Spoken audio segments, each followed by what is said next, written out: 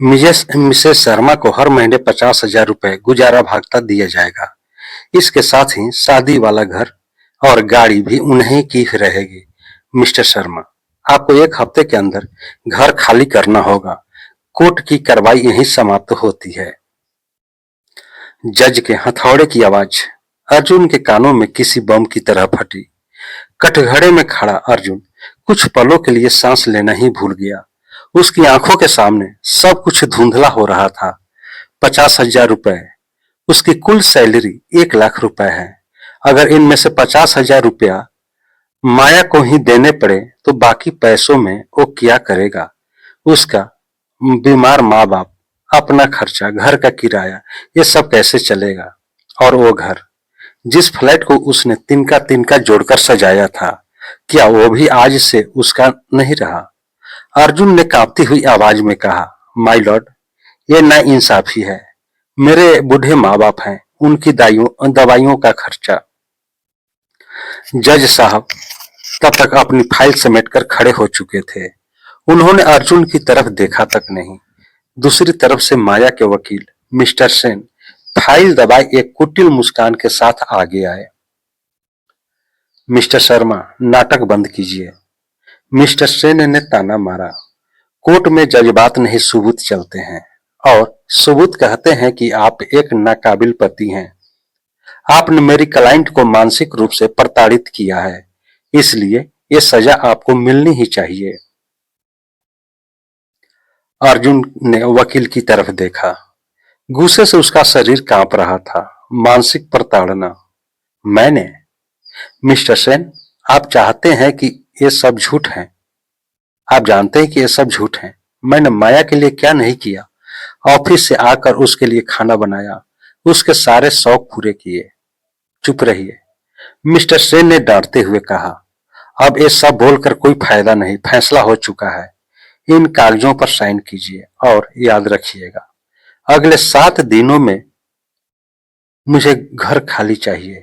चाबी मेरी क्लाइंट तक पहुंचा दीजिएगा। अर्जुन ने सामने वाली बेंच की तरफ देखा। वहां माया बैठी थी, महंगी सिल्क की साड़ी पहने, आंखों पर काला चश्मा और होठों पर हल्की गुलाबी लिपस्टिक। उसने एक बार भी अर्जुन की तरफ नहीं देखा। उसके चेहरे पर जीत की ऐसी हंसी थी जैसे कोई बड़ी लॉटरी जीत ली हो। अर्जुन धीरे धीरे कदमों से माया की तरफ बढ़ा। पुलिस वाला उसे रोकने जा रहा था, लेकिन अर्जुन ने इशारे से उसे मना कर दिया। वो माया के सामने जाकर खड़ा हो गया। माया, अर्जुन का गला भर आया था, लेकिन उसने खुद को संभाल लिया। माया ने चश्मा हटाया और अर्जुन की तरफ देखा। उसकी आंखों में कोई प्यार नहीं था, सिर्फ नफरत थी। उसने कहा, अब क्या चाहिए? ड्रामा करने आए हो? ड्रामा? अर्जुन अब विश्वास के साथ हंसा, एक सूखी हंसी। हमारी 6 साल की गृहस्थी तुम्हारे लिए ड्रामा थी? तुम जानती हो, ये 50,000 मेरी सैलरी का आधा हिस्सा है। मेरे पापा हार्ट पेशेंट है, माँ को डायबिटीज है, मैं अपना घर कैसे चलाऊंगा? माया ने झुंझलाते हुए अपना बैग कंधों पर टांगा। वो तुम्हारी समस्या है अर्जुन, मेरी नहीं। तुम जिंदगी भर उसी मिडिल क्लास इमोशन और हिसाब किताब वाली जिंदगी में रहोगे। मेरा दम घुटने लगा था तुम्हारे उस छोटे से संसार में। मुझे आजादी चाहिए थी और लग्जरी चाहिए थी। अदालत ने मुझे वो दे दिया। लग्जरी? अर्जुन ने हैरान होकर कहा, मैंने अपनी हैसियत के हिसाब से तुम्हें सब कुछ दिया। पिछले महीने ही लोन लेकर तुम्हें नया आईफोन दिलाया, तुम्हारे जन्मदिन पर कश्मीर ले गया। तब तो नहीं कहा कि दम घुट रहा है। माया खड़ी हो गई। वो अर्जुन के बिल्कुल करीब आई और धीमी आवाज में बोली, आईफोन और कश्मीर टूर से जिंदगी नहीं चलती अर्जुन। तुम्हारी वो सरकारी बाबू वाली सोच मेरे स्टेटस से मेल नहीं खाती। मैं उड़ना चाहती थी और तुमने मुझे पिंजरे में बंद कर रखा था। तो इसलिए तलाक और वो झूठे इल्जाम। अर्जुन चिल्ला पड़ा। कोर्ट का कमरा अब लगभग खाली हो चुका था। बस कुछ क्लर्क और माया के वकील तमाशा देख रहे थे। तुमने कोर्ट में कहा कि मैं तुम्हें मारता पीटता हूँ, मैं शराबी हूँ। माया, तुम जानती हो कि मैंने आज तक शराब को हाथ भी नहीं लगाया। माया के वकील मिस्टर सेन ने बीच में ही टोक दिया। अरे मिस्टर शर्मा, उत्तेजित मत होइए। सच वही है जो साबित किया जा सके, और हमने साबित कर दिया है। माया ने हंसते हुए मिस्टर सेन की तरफ देखा। थैंक यू मिस्टर सेन, आपने सच में कमाल का काम किया है। आपकी फीस आज ही ट्रांसफर हो जाएगी। इसके बाद वो अर्जुन की तरफ मुड़ी और बोली, सुनो, फालतू बकवास मत करो, मुझे जल्दी है। 7 दिन के अंदर फ्लैट खाली कर देना, और हाँ, वो सोफा रहने देना, वो मुझे बहुत पसंद है। बाकी अपनी सस्ती किताबें और कपड़े ले जाना। माया दरवाजे की तरफ बढ़ने लगी। अर्जुन पत्थर की तरह खड़ा रहा। उसे लगा जैसे उसके पैरों के नीचे से जमीन खिसक रही हो। जिस लड़की को उसने खुद से ज्यादा प्यार किया, वो आज उसे सड़क पर लाकर छोड़ गई। अर्जुन दौड़कर माया के पीछे गया। कोर्ट के कॉरिडोर में आकर उसने माया का हाथ पकड़ लिया। माया, दया करो, कम से कम वो फ्लैट मेरे नाम रहने दो। मैं अभी भी उसकी ईएमआई भर रहा हूं, वो मत छीनो। माया ने झटके से अपना हाथ छुड़ा लिया। वो चिल्लाई, मुझे छूना मत, खबरदार जो मुझे हाथ भी लगाया। देखा मिस्टर सेन, कोर्ट के बाहर भी ये मुझे परेशान कर रहा है। मिस्टर सेन के पास आकर कहा, क्या मैं पुलिस बुलाऊं? मिस्टर शर्मा, ये शराफत से यहां से जाएंगे। अर्जुन ने हाथ नीचे कर लिए।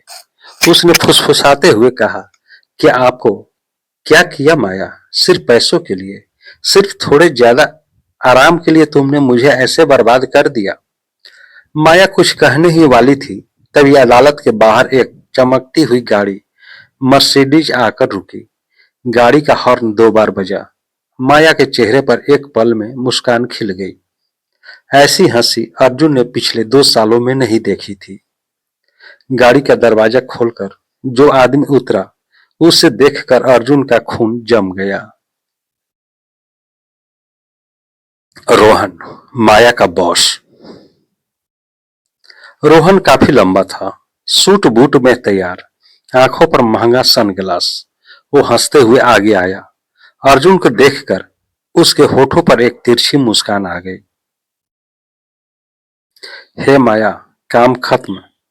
रोहन ने पूछा। माया दौड़कर रोहन के पास गई और उसका हाथ पकड़ लिया। हाँ रोहन, सब खत्म, फाइनली मैं आजाद हूं। अर्जुन सन्न रह गया। उसके दिमाग में सब कुछ उलझ रहा था। रोहन, इसका मतलब? अर्जुन उनकी तरफ बढ़ा। माया, ये आदमी यहाँ क्यों है? रोहन ने चश्मा उतारा और अर्जुन की तरफ देखा। उसकी आंखों में भारी अपमान था। उसने जेब से च्युइंगम निकालकर मुंह में डाला, फिर बोला, अरे अर्जुन साहब, कैसे हैं? सुना है आज आपका दिन बहुत खराब रहा। अर्जुन ने रोहन को अनदेखा करते हुए माया की तरफ देखा। माया, मुझे सच सच बताओ, क्या तुमने क्या तुमने इसके लिए मुझे छोड़ा? माया ने रोहन के कंधे पर सिर रख दिया। उसने अर्जुन की तरफ देखकर कहा, हाँ अर्जुन, रोहन मुझे समझता है, वो जानता है मुझे क्या चाहिए। इसके साथ रहते हुए मुझे महीने के आखिर में बिजली के बिल की चिंता नहीं करनी पड़ती, या पूजा में साड़ी खरीदने के लिए बोनस का इंतजार नहीं करना पड़ता।